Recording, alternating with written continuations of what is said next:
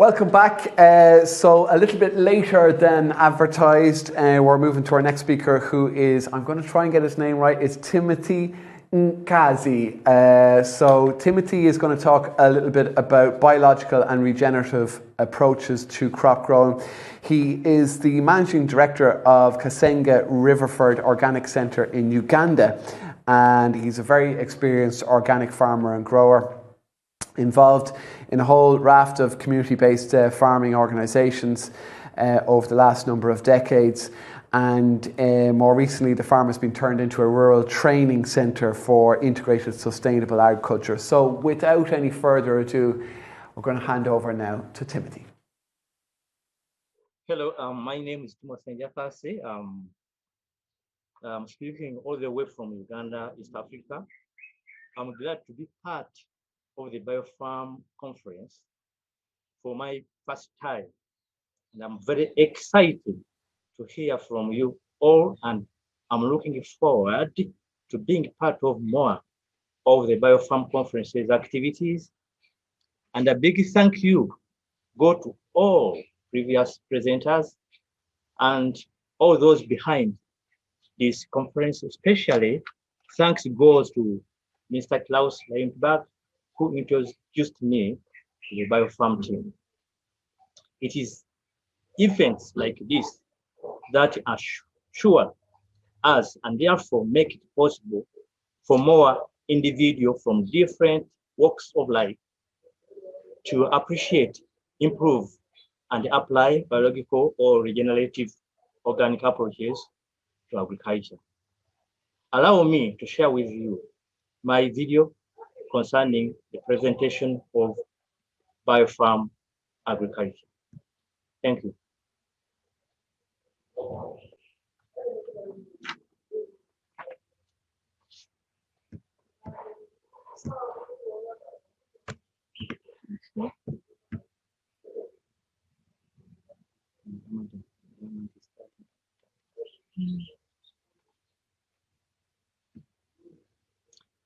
Kasenga Riverford Organic Agriculture Center Limited is feed the soil to feed you. Can we share the following video as I'm presenting so that you can get a feel of what is happening at the center?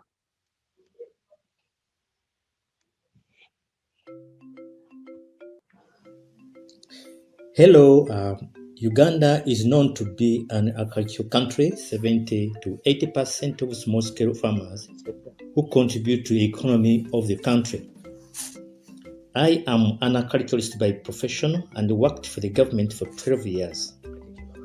Started engaging myself in agriculture after leaving the government, but I was a conventional farmer whereby I used a lot of chemicals and artificial fertilizers.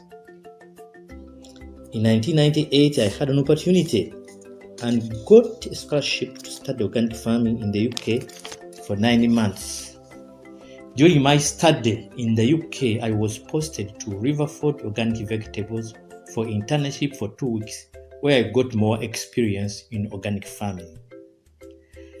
Organic farming is a traditional type of farming with some new technologies, mostly to care for the soils.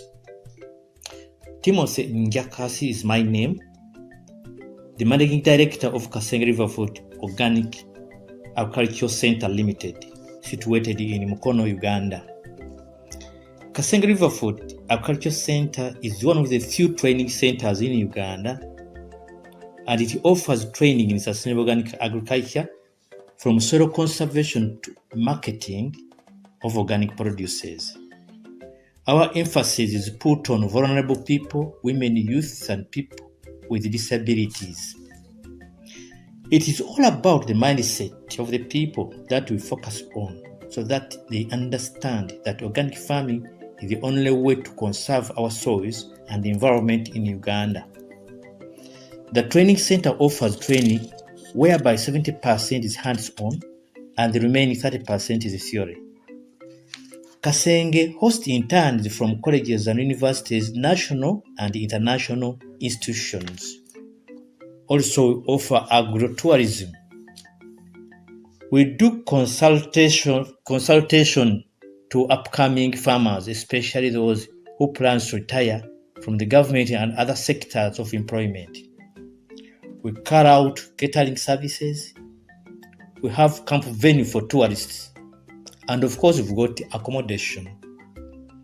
And we are working on starting of export of dried fruits, herbs, and teas.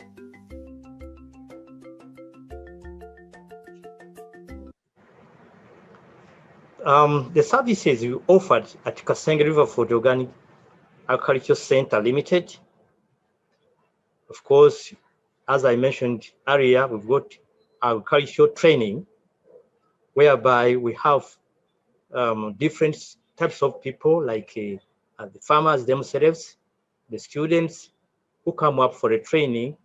It could be 1 day or 2 days, a week, or a month. Our training here is mostly hands-on. 70% of our training here is hands-on. We need a farmer to have a feel.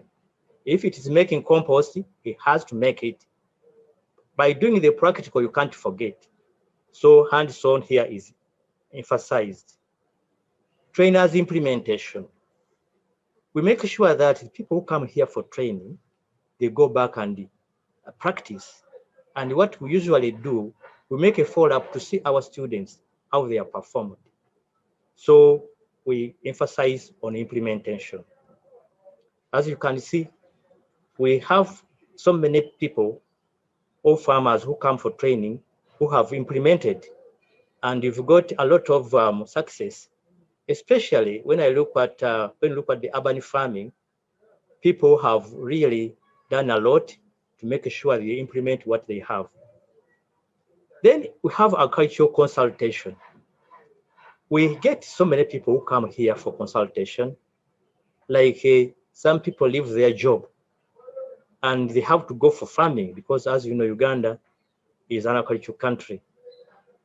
Farming is a business, so they come here to carry out farming as a business. So we do consultation for those people, and even some of the farms bring in their workers to train them in management of the farm.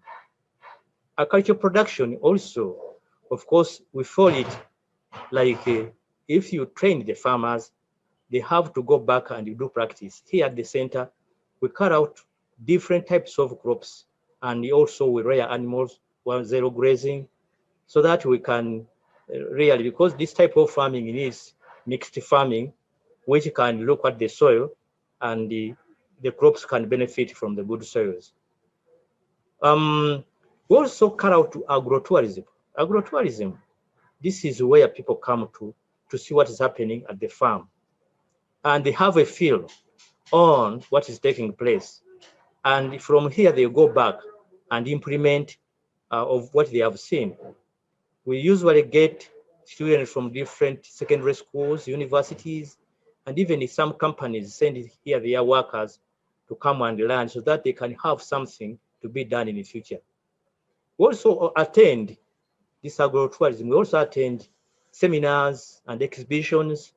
We take our products, which has actually sold us to all Ugandans and even people outside who attend those shows. Of course, accommodation, we've got facilities for accommodation, very good, nice facilities, which can be affordable to all walks of life, to all people when they come here. Conference center, of course, we do have a conference center where we gather, where the visitors come, and we discuss and share about the training in organic farming. And at times, we might have a 1-day training. So after going around the farm, we sit and share what we have found.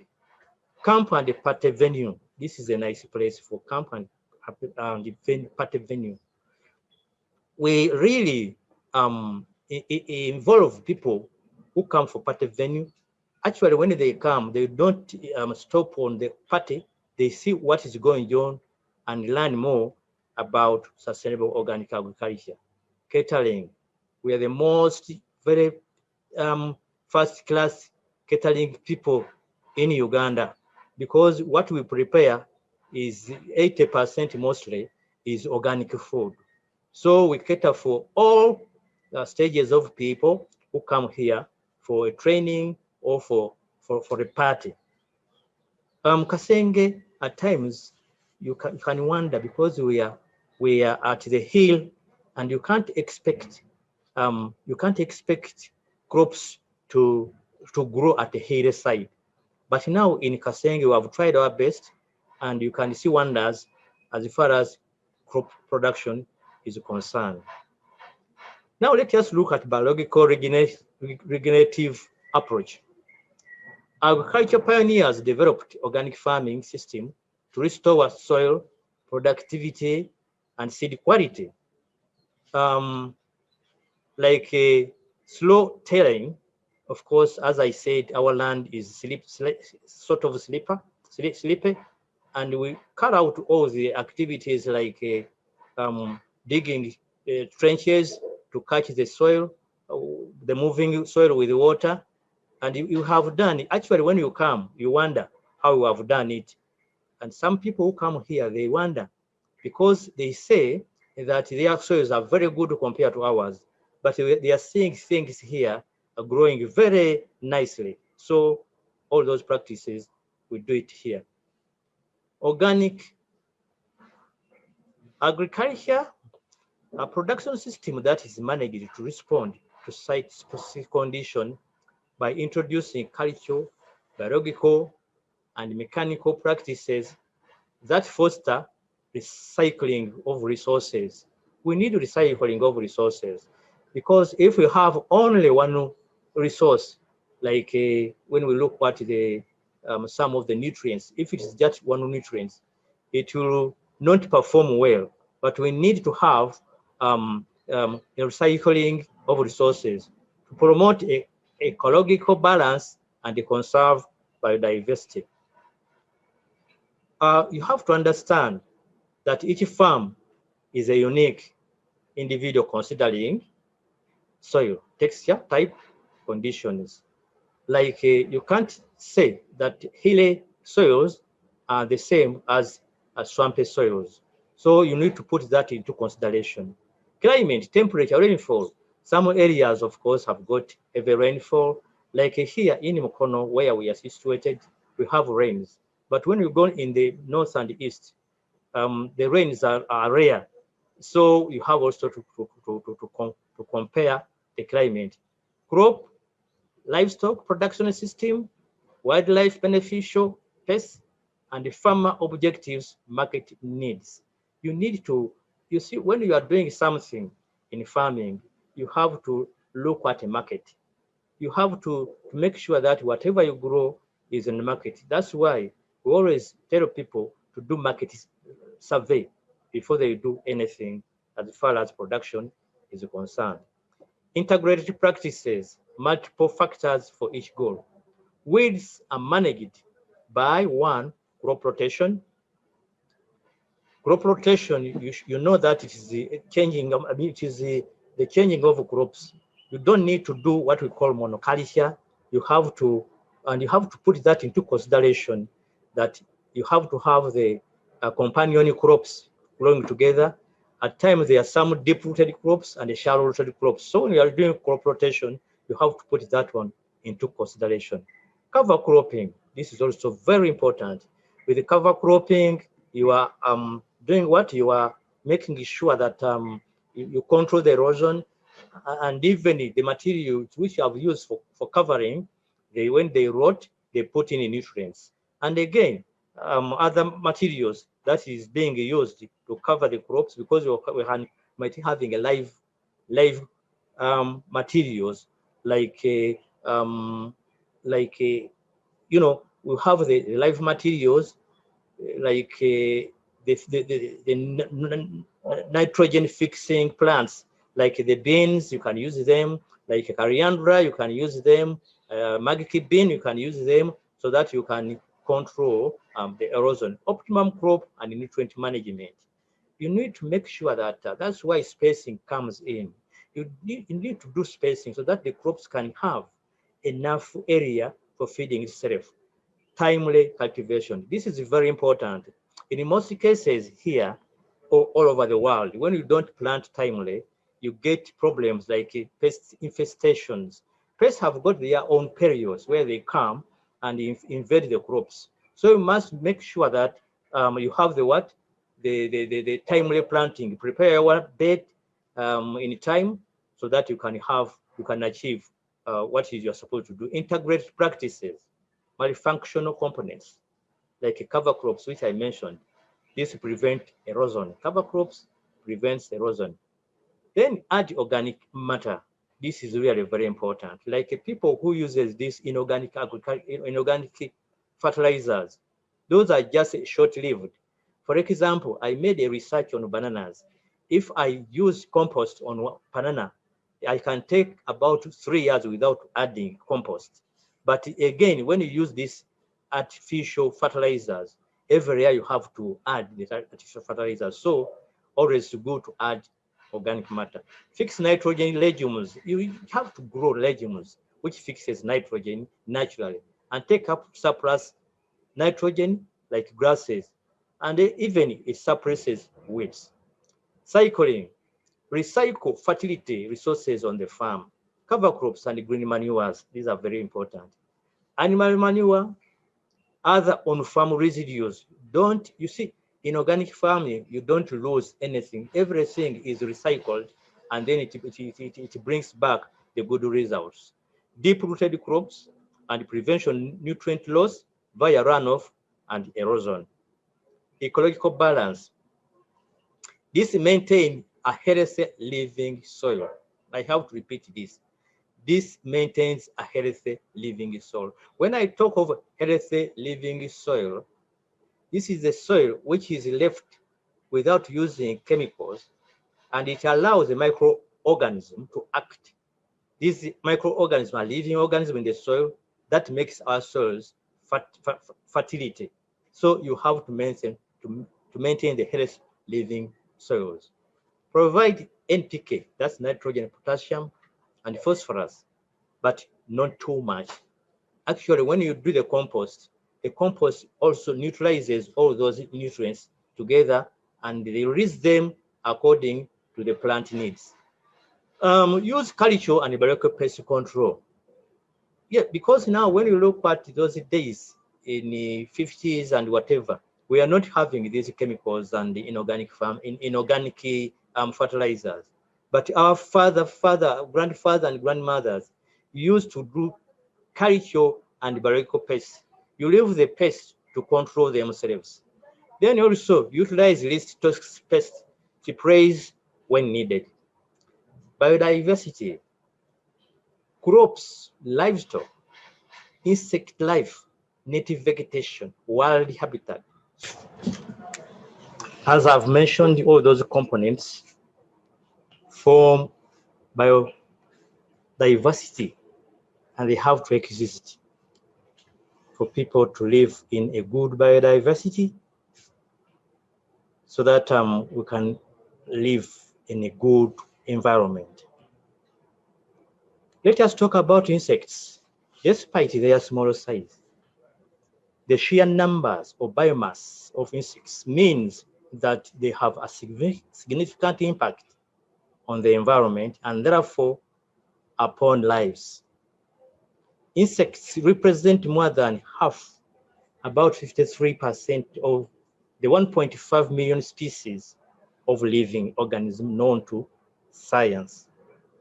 They have roles as recyclers of dead matter, and many organisms, including most of the higher plants, could not exist without them. Insects may be of benefit to us or be regarded as pests. Most are beneficial or have an indirect influence. Less than 0.1% of insects are regarded as pests. You are aware that bees are one of is a social insect and it's beneficial to our crops because bees carry out pollination to the crops that cannot pollinate themselves. So bees transfer pollen to different crops. So those are very beneficial insects which we need. And when we spray, we spoil all the environment. And you'll find out that the fertilization in some crops will not take place. Let's look at livestock in integrated systems. While you are doing biological farming or organic farming, you need to be a mixed farmer. You have to be with livestock because livestock provide manure to crop nutrients. Then we have the rotation to perennial forage rest soil after intensive annual crop production. And by the way, are you aware that grazing reduces weeds and crop diseases? If you don't know, try to observe. Crop residues and cows provide livestock fodder. So livestock in the system is really very important. Soil facility and crop nutrients management practices standard. You have to maintain or improve the physical, chemical, and biological condition of soil and minimize erosion. Erosion is a serious practice because when you leave the soil to move away, all the organic matter, all the nutrients are being washed away. And that's why you find that in the swamps, most of the swampy soils are very rich in nutrients. But to avoid that, you need to make sure that you control the erosion in some of the points I mentioned, practices I mentioned earlier, whereby you have to make a contour, you have to cover etc. So those are the practices, some of the practices that control erosion. You have to manage crop nutrients and soil fertility through rotation, cover crops, and the application of plant and animal materials. Crop pest, weed, and disease management practices standard. Use management practices to prevent crop pests, weeds, and diseases, including crop rotation and nutrient management, sanitation, cultural practices that enhance crop health, habitat for natural enemies of pests, augmentation or introduction of predators or parasites of pests. We have got a saying that prevention is better than cure. So when you carry out those practices, you'll be preventing a lot of enemies that can affect your crops. Nutrient management. Based on the soil life, feed the soil, and the soil will feed the crop. And eventually, it will feed the human being. So legumes for nitrogen are important.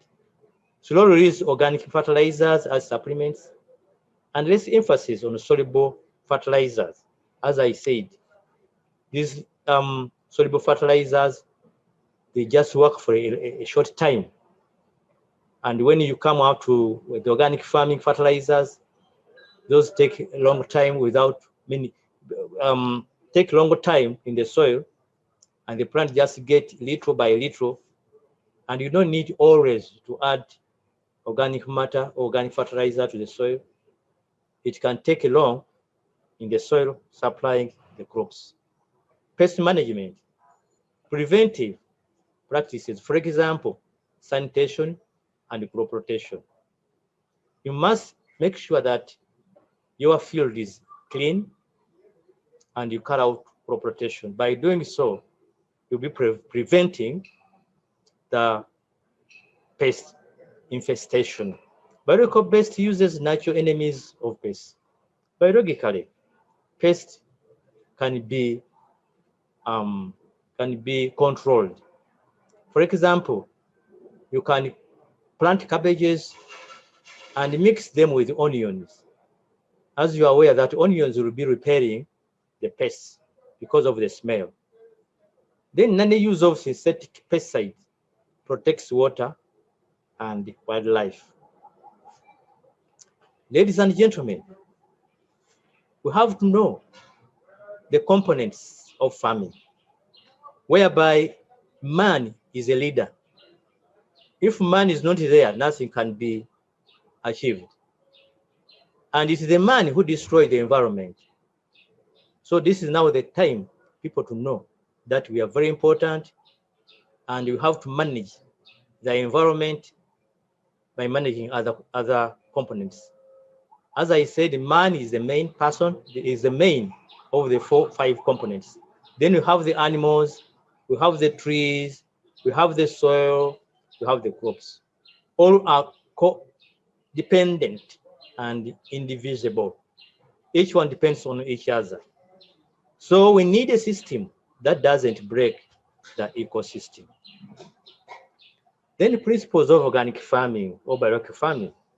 One of the principles is care. Precautions and responsibility are the key concerns in management, development, and technology choices in organic agriculture. New technologies need to be assessed and existing methods reviewed. Given the incomplete understanding of ecosystem and agriculture, care must be taken. Health, the health of individuals. No one can work when he's sick. So we have to make sure that we are healthy. And the communities cannot be separated from the health of ecosystem. Healthy soils produce healthy crops and foster the health of animals and people. High quality nutrition organic produce contributes to preventive health care and well-being. So health is the wholeness and integrity of living system. It's not simply the absence of illness, but the maintenance of physical, mental, social, and ecological well-being.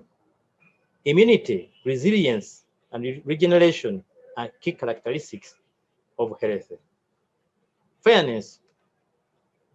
These involved in organic agriculture should conduct human relations in a manner that ensures fairness at all levels and all parties: farmers, workers, processors, distributors, traders, and consumers.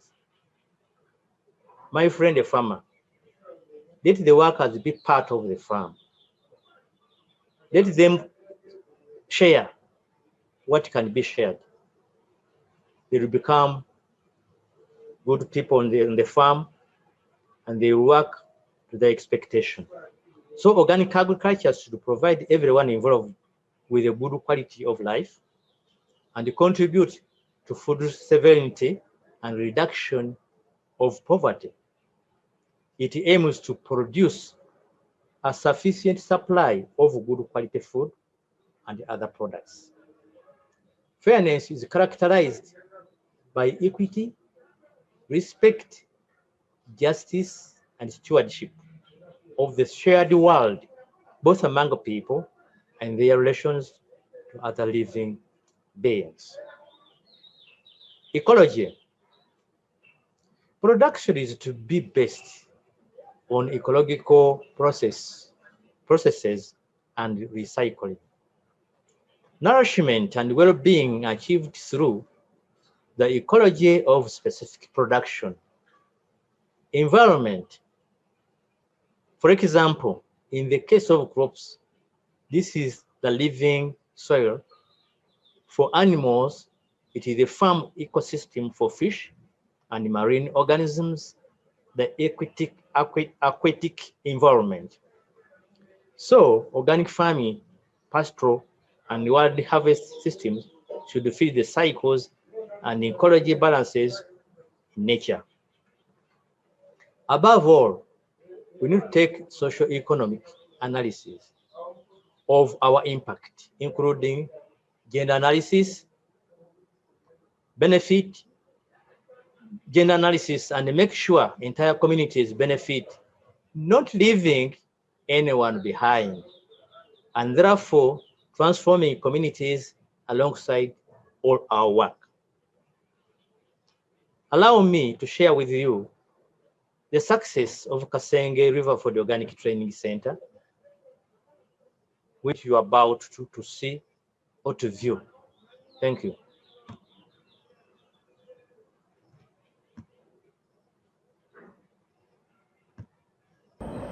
Hello, my name is Joanna Watanzi, the co-founder and co-CEO of the Girl Now Foundation, an organization that's working with Kasenge River for the Organic Agriculture Center so that we can empower girls through agriculture. I am also a first-year student at Makerere University doing a bachelor's degree in horticulture. I knew about Kasenge at the start of this year when I had attended a certain conference on grafted tomatoes, and that is when I got to know the place. And when lockdown came in, I decided to come and have a practical and hands-on experience and learn the wonderful agriculture skill set at this place. So when I came, of course, I was studying. I learned a lot of things thanks to everyone that was here. But I noted and noticed that if we would involve the whole community in what's happening here, it would make a really, really big difference, and also for the betterment and development of our country and the world at large. And so we decided and worked with the people here to make sure that we can involve the girls in the agricultural practices that happen here, and also do some other social development and work on the girls as a whole. Actually, it was in that time that we even started the Girl Now Foundation, which is doing a lot more with girls and also is going to proceed more and more. I am one of the many, many success stories of the people that have come through Kasenge River Fort and have built their lives, have started farms, they've joined very many other companies, they've become really successful in life, they've understood the essence of organic agriculture, and definitely there are a lot more that are going to come and learn and experience the change that happens here. Of course, their mindset towards agriculture. And now, right now, we are focusing on empowering more of these girls and probably their parents, and therefore thereafter the entire community, to understand the use for agriculture and why they need to have their girls empowered, their girls in school, and their girls, of course, becoming the role models that they are meant to be, instead of being held up by the cultural practices that probably stop them from becoming whatever it is they're supposed to do, but doing all that with an agricultural background. I thank everyone here at Kasenge for the support and the help that they've been rendering to us, and you know that the dreams we're going to build are much more than what you expect. And we invite and call upon all of you to collaborate with us and see how we can make this world a better place for girls and communities here in Uganda, of course with the agricultural background, and thereafter we shall have the world become a better place. Thank you. Welcome back from that success story, and you've seen it, that's the importance of gender analysis. Gender, we take here gender as a very important aspect. So now planning for inclusive, equitable development outcomes. Now, of course, as we have mentioned about gender, monitoring and evaluation of different development impacts on men and women. When we talk of gender, we look at sharing the roles of men and women and even the children. So as the small videos you viewed, so many is taking place at Kasenge, and the training of young girls has helped the community, people to realize that women have a say. Gender analysis provides empirical evidence to avoid perpetuating stereotypes. Some people say women cannot do A, B, C, D. But when you come at Kasenge, the students that come here, they do a lot of work, lifting, even if it comes to construction, if it comes to apply organic manure, they do cut out like men. So we should not overlook the women in doing their work. You are welcome to collaborate. We need collaboration. Come and we work together to promote organic farming and gender as a whole in Uganda. Thank you for listening, and now time for questions. Thank you, viewers and listeners, for the presentation. and the videos. And also I have to thank the organizers of this important sharing of organic farming.